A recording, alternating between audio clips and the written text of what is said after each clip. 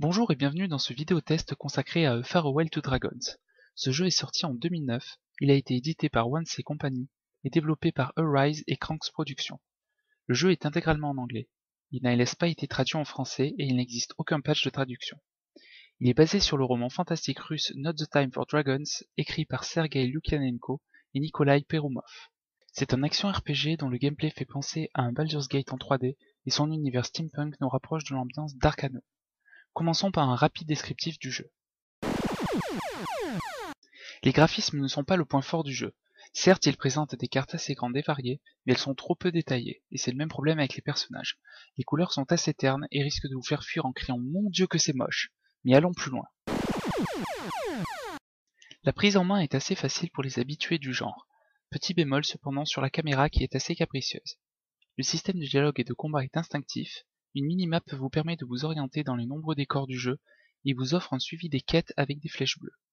Le passage des niveaux se fait par la récupération de points d'expérience suite à des combats, ou par la réalisation de quêtes, et vous donne la possibilité d'augmenter les stats de vos personnages, comme la force, l'intelligence, l'endurance, mais vous donne également accès à des arbres de talent et à l'acquisition de perks.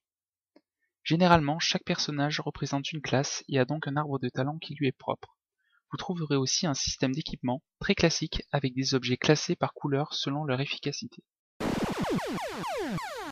Comptez au moins une cinquantaine d'heures pour faire le tour du jeu en explorant les différentes cartes et en réalisant les quêtes secondaires, ce qui est plutôt honorable. Par contre, le jeu devient rapidement difficile, même en mode normal, vous obligeant parfois à recommencer certains combats. Plusieurs thèmes de bonne qualité sont présentés, mais ils tournent rapidement en boucle. Généralement, les thèmes d'exploration et de combat s'alternent plutôt bien. Les bruitages des combats sont bien rendus, et il est bien sûr possible de désactiver tout ça si ça commence à vous taper sur les nerfs. Pour bien profiter du scénario, il faut comprendre l'anglais. Le jeu n'étant pas traduit en français, il faut essayer de s'accrocher pour en comprendre les enjeux, ce qui n'est pas toujours facile. Vous contrôlez Victor, un homme qui fait la rencontre d'une sorcière nommée Tell, qu'il retrouve blessée devant la porte de chez lui. Suite à une attaque des agresseurs de la jeune femme, vous serez catapulté dans un univers mêlant magie et technologie appelé Midworld, que l'on peut traduire littéralement par le monde du milieu ou la terre du milieu, qui n'a bien entendu rien à voir avec la terre du milieu d'un très célèbre roman. Dans ce Midworld, Victor devra apprendre à maîtriser les 4 magies des éléments et décidera du sort de ce monde. Durant votre périple, vous rencontrerez de nombreux personnages qui pourront vous accompagner dans cette quête. A Farewell to Dragons est un très bon jeu qui ravira les amateurs du genre. Même s'il paraît assez moche, il vous envoûtera par son gameplay classique et par ses effets sonores. Le jeu est assez long et plutôt addictif quand on a passé le cap des graphismes et de la découverte des mécanismes du jeu. Le point qui peut refroidir, c'est l'absence de traduction française obligeant les non-anglophones à tourner le dos au dialogue et donc à une partie importante du jeu. Vous pouvez le trouver à l'achat sur plusieurs sites de vente en ligne, mais son prix reste assez élevé. Il faudra compter entre 25 et 40 euros. Tout de suite, je vais vous présenter le début du jeu. Allez, c'est parti pour une petite présentation du début du jeu. On va commencer une nouvelle partie, se mettre en normal. Vous avez une phase de tutoriel qui vous est proposée avant de commencer, qui est plutôt pas mal, qui va vous expliquer un petit peu comment utiliser vos personnages, utiliser la caméra, gérer l'inventaire, tout ça. Donc c'est plutôt pas mal. Je vous conseille de la faire, mais nous allons la passer. Ça, on va passer l'intro. Ah, les dessins sont plutôt jolis en fait, les dessins de chargement sont plutôt pas mal. Voilà, donc on commence, donc vous êtes catapulté dans le Midworld. Donc hop, donc elle vous parle. Voilà, je vais passer donc cette étape aussi, donc ça c'est le début un petit peu du scénario, donc voilà, elle vous explique où vous êtes et où vous devez aller. Elle nous dit d'aller au nord. Nous allons aller au nord. Alors avant ça, voilà, un petit peu l'explication du fonctionnement. Je vais vous faire voilà, un tutoriel un peu rapide. Alors, le clic gauche maintenu vous permet de sélectionner tous vos personnages. Voilà. Un clic droit vous permet de faire tout ce qui est action. Là, c'est se déplacer par exemple. Mais c'est aussi casser les, les barils pour récupérer par exemple des objets. C'est récupérer des objets aussi, voilà, dès qu'il y en a un, vous cliquez droit, c'est une action aussi, ça vous permet de parler avec les PNJ. et d'attaquer, bien sûr. Là, on récupère quelques petites choses. Le début du jeu est assez simple, bien sûr, au niveau du combat, au niveau des combats. C'est assez simple comme dans tous les jeux.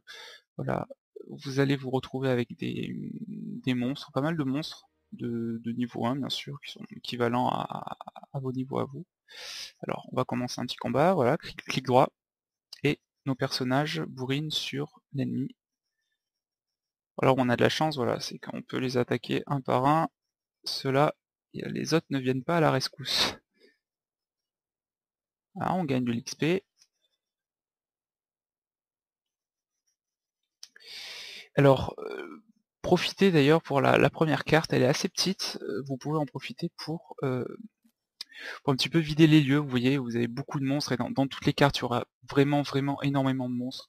Donc entraînez-vous dessus, vous pouvez tous les tuer pour vous faire un petit peu d'expérience, voilà, visiter de temps en temps, vous avez des petits campements comme ça, vous pouvez visiter, récupérer des objets. Et l'expérience, voilà, c'est très important d'en avoir dès le début parce que là, on est dans la première carte, vous avez des monstres de niveau 1, un petit peu partout. Bon, c'est de niveau normal, on va dire, pour le début du jeu, mais vous allez très rapidement vous retrouver avec des monstres de plus en plus puissants, ce qui est logique dans ce type de jeu, mais dès la deuxième carte, dès qu'on va quitter cette carte-là, vous allez vous retrouver avec des monstres de niveau 2 ou 3, voire 4. Il vaut mieux être préparé. Voilà. Et alors une petite particularité aussi de cette première carte, c'est que si vous vous éloignez un petit peu du sentier, et votre compagnon vous dit de ne pas y aller. Et il ne faut pas y aller en effet, car voilà, vous allez vous retrouver avec des monstres de niveau 40 qui sont balèzes, hein, niveau 40. N'essayez pas de les tuer, j'ai essayé, ça fait mal, ça fait très mal. Voilà, mais vous pouvez récupérer un petit peu quelques objets. Là, il y en a un qui me course. Vous pouvez récupérer des petits objets qui sont intéressants, alors que vous pouvez pas tous utiliser dès le début, mais qui vont vous servir pour plus tard. Ah, on continue. Je vais essayer de vous amener voilà, au niveau de la première ville, du premier village, en fait, et ensuite ce sera à vous de faire la suite. Alors ce jeu, voilà, il est vraiment pas mal, vous verrez, car de retrouver un petit peu un univers qui mêle magie, technologie, ça fait beaucoup penser à Arcanum, et c'est un jeu que j'ai beaucoup apprécié, et donc c'est plutôt agréable de se retrouver dans un univers comme ça. Alors après, bon, il y a des mauvais points aussi, bien sûr, on va en parler. Là, vous vous faites attaquer donc par des bandits qui ne veulent pas vous laisser passer, donc nous, on va combattre. C'est parti. Ils sont très simples, hein, ils sont 4, mais voilà, c'est que des niveaux 1, ils sont pas très costauds. Et le dernier veut se rendre. Donc là, vous avez des différents choix, c'est souvent comme ça dans le jeu, vous avez souvent des choix à faire. Je ne sais pas si ça a une importance dans le scénario, selon le choix que vous faites, je m'en suis pas rendu compte. Donc voilà, faites ce que vous voulez. Et c'est parti. On va quitter donc cette première carte qui est terminée. Voilà, donc je suis allé un peu rapidement, mais normalement pour bien faire, comme je vous le disais, il faudrait combattre tous les monstres, essayer voilà, de gagner un peu d'expérience. Mais c'est pas grave, on va continuer. Voilà, des images assez jolies pour les temps de chargement.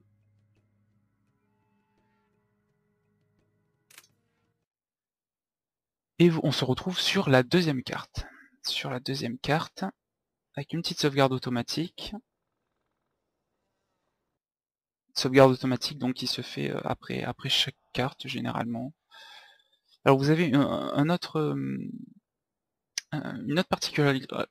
particularité pardon, au jeu, c'est que vous avez des pauses automatiques aussi, qui se mettent en place lorsque votre situation est critique. Donc lorsque vous avez moins de 50 points de vie, vous avez une pause automatique qui va vous permettre de gérer un petit peu le combat. Vous pouvez également faire pause à tout moment avec la barre d'espace, comme bon comme dans quasiment tous les jeux du genre, je dirais. Alors là, on va se retrouver avec une deuxième quête. Donc il y a un homme là qui se fait attaquer comme nous tout à l'heure par des bandits. Nous allons le sauver.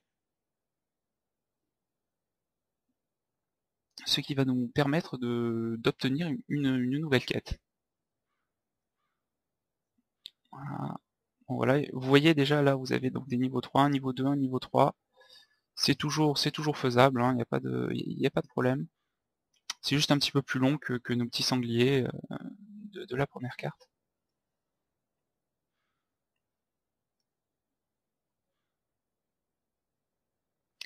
Le système de combat est assez simple aussi finalement, c'est ce qui est pas mal. La prise en main est assez facile pour ceux qui sont habitués à ce genre. C'est plutôt pas mal. Voilà, lui, il essaye de s'enfuir. Voilà. Alors vous avez des touches aussi, des touches de raccourcis en fait qui vous permettent de faire plus facilement ou plus rapidement des actions. Là par exemple, lorsque vous avez des objets sur le sol, en appuyant sur T, en fait votre personnage sélectionné donc par cette case là va ramasser tous les objets qui sont dans son environnement, on va dire, dans son environnement direct, et il va tous les ramasser. Voilà. Donc là nous avons un donneur de quête avec la flèche verte, excusez-moi, le point d'exclamation vert. Alors on va lui parler. Donc voilà, je vous passe aussi ça. Hein. C'est simplement voilà une personne qui se fait attaquer qui nous dit que il s'est fait voler sa hache par des bandits. Donc ben, bien sûr, comme vous êtes gentil, vous vous proposez de l'aider. Alors le système de suivi des quêtes est vraiment pas mal. Hop, non, pardon. Alors, si vous voyez, si vous ouvrez votre journal, voilà, là vous avez toutes sortes de fenêtres que vous pouvez ouvrir, donc la carte, vos compétences, votre inventaire, ainsi que vos caractéristiques, personnages et vos perks. Et vous avez le journal, ça c'est pour se reposer, donc si vous êtes un petit peu trop faible, vous pouvez choisir un temps pour vous reposer ou faire passer du temps, et du coup récupérer un petit peu plus rapidement vos points de vie. Donc dans le journal, donc ça vous donne toutes vos quêtes en fait. Donc nous avons notre quête principale qui a été donnée par Tel au tout début du jeu, et une seconde quête qui vient de nous être attribuée par Lumberjack. Et si vous regardez donc au niveau de la minimap, à chaque fois que vous cliquez sur une des quêtes, il y a une petite flèche verte, une petite flèche bleue décidément, une petite flèche bleue qui se déplace. En fait, ça correspond tout simplement à l'emplacement de réalisation de la quête. Donc là, nous allons faire la quête de ce monsieur. Donc nous allons récupérer sa hache auprès des brigands qui l'ont volé. Donc là, pareil, des niveaux 3, 4. Donc ça va être un combat un petit peu plus long, mais pas infaisable. Au niveau des raccourcis, vous avez également donc les raccourcis pour vos sorts. Donc toutes ces barres là et ces chiffres en fait correspondent aux, aux chiffres en fait qui sont juste au-dessus du clavier AZERTY, donc entre le F1 et AZERTY, ce qui vous permet donc d'appuyer tout simplement sur la touche correspondante pour lancer vos sorts ou utiliser les objets, car vous pouvez aussi mettre des objets dans ces emplacements. Alors voyez ce que je vous disais tout à l'heure, donc là, Tel a moins de 50 points de vie, 50% de points de vie, donc il faut la soigner, et la pause a été réalisée automatiquement, le temps que vous gériez la situation. Voilà, situation gérée, on a gagné un niveau, on verra ça tout à l'heure. On continue le combat.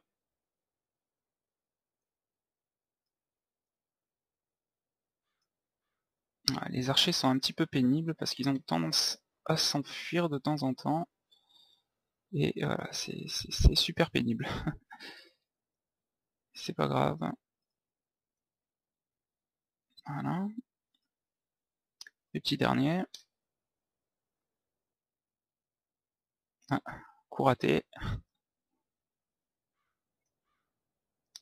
Et j'aurais eu beaucoup plus de facilité en vidant la première carte par exemple. J'aurais eu au moins un niveau de plus. Ça aurait été un petit peu plus simple, mais bon, comme vous voyez, c'est faisable toujours. Aucun problème. Alors oui, je vous parlais des points négatifs tout à l'heure du jeu, alors justement, on va y arriver, je n'ai pas oublié.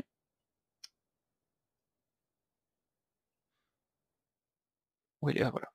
Et là, vous avez donc la hache du PNJ qui nous a donné la quête. Donc il suffit juste de la ramasser, donc avec un clic droit, et vous allez lui rendre. Voilà. Alors, c'est typiquement ça qui est un des points négatifs, je pense, du jeu, c'est que les personnages sont très très lents. Étant donné que les cartes sont quand même assez grandes à partir de maintenant, dès que vous voulez vous déplacer quelque part, c'est horriblement long, quoi. Il se traîne en fait, c'est bon. C'est relativement logique, on va dire, parce qu'ils bon, ils ont voilà leur propre déplacement, ils cavalent un petit peu, mais bon, ça devient vite pénible, quoi. Ça devient vite pénible. Donc bon, on se fait attaquer par des loups.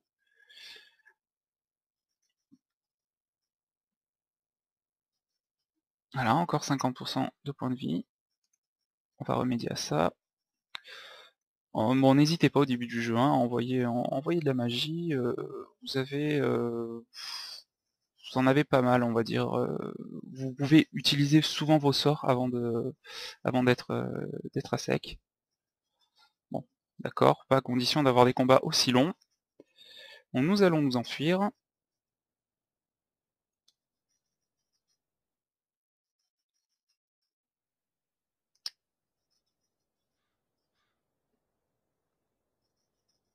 Voilà. Et vous avez aussi donc la condition de pause qui se fait lorsque vos points de magie sont en dessous de 30%. Voilà, là on a dû les semer, on va pouvoir continuer.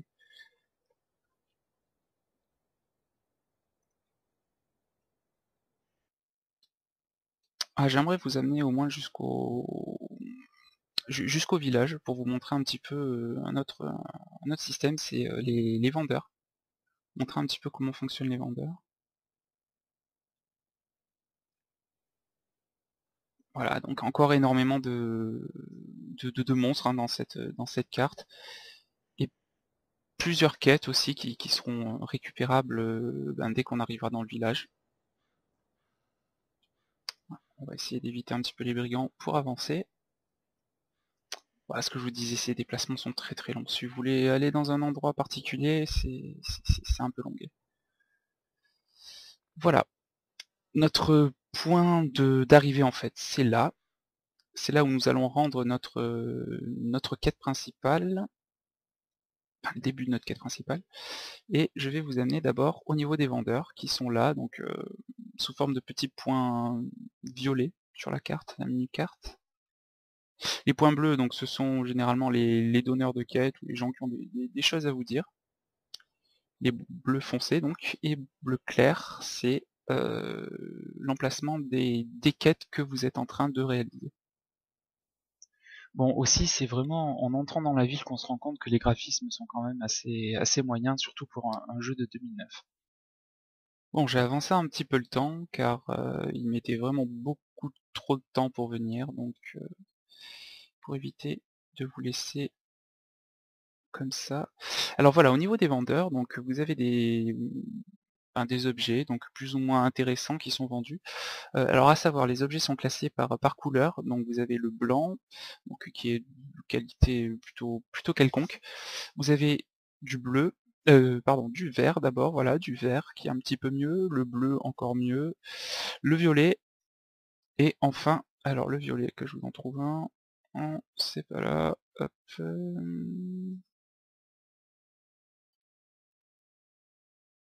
du violet que je ne trouve pas.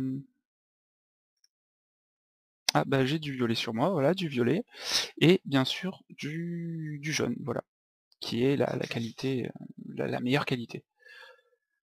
Donc là vous pouvez faire vos petites emplettes très très simplement en prenant et en glissant, ça c'est l'inventaire donc du vendeur, ça c'est votre inventaire, simplement en glissant d'un côté de l'autre, vous pouvez vendre de ce côté-là ou acheter de ce côté-là. Ah, oh, un truc intéressant là à vendre. Voilà, donc vous pouvez faire vos petites emplettes, là récupérer par exemple une armure pour votre personnage qui est un petit peu nul là pour l'instant. Alors bien sûr, bon, il faut faire attention au niveau, car selon le niveau de l'équipement, vous voyez là par exemple level 4, il faut que vous ayez le niveau 4 pour pouvoir équiper cette armure, sinon vous ne pouvez pas. Il faut aussi donc faire attention à ça, et surtout faire attention aux modifications, donc ça vous permet de rajouter.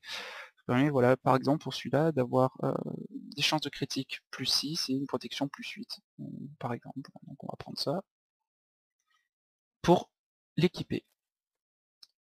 Et je vais maintenant vous amener à notre quête principale.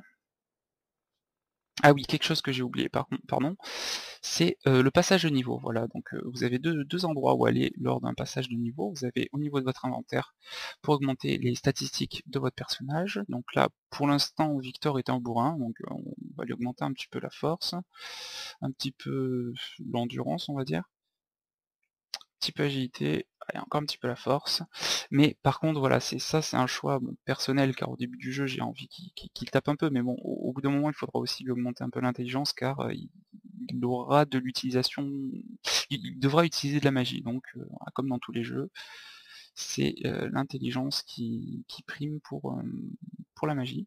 Et le deuxième endroit où vous devez aller, c'est au niveau du skillbook, donc pour augmenter en fait les compétences,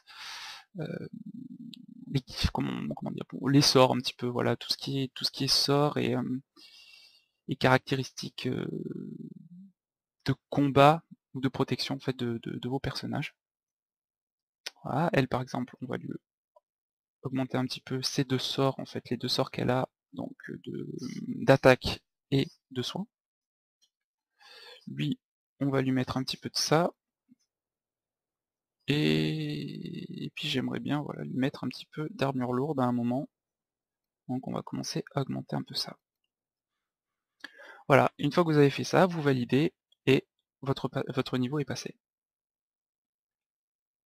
Donc là, nos personnages arrivent à destination et nous allons parler donc à ce personnage-là qui va vous permettre de valider cette première quête. Donc là pareil, vous avez un dialogue qui commence, donc je vous laisserai le lire de votre côté. Et nous avons réalisé notre première quête principale. Nous gagnons de l'expérience, et à notre réveil, Tel, donc notre compagnon jusqu'à présent, a disparu. Eh bien nous allons nous arrêter là, et je vais vous laisser découvrir ce qui est arrivé à Tel. Eh bien je vous dis à bientôt pour une prochaine vidéo, et amusez-vous bien. Salut!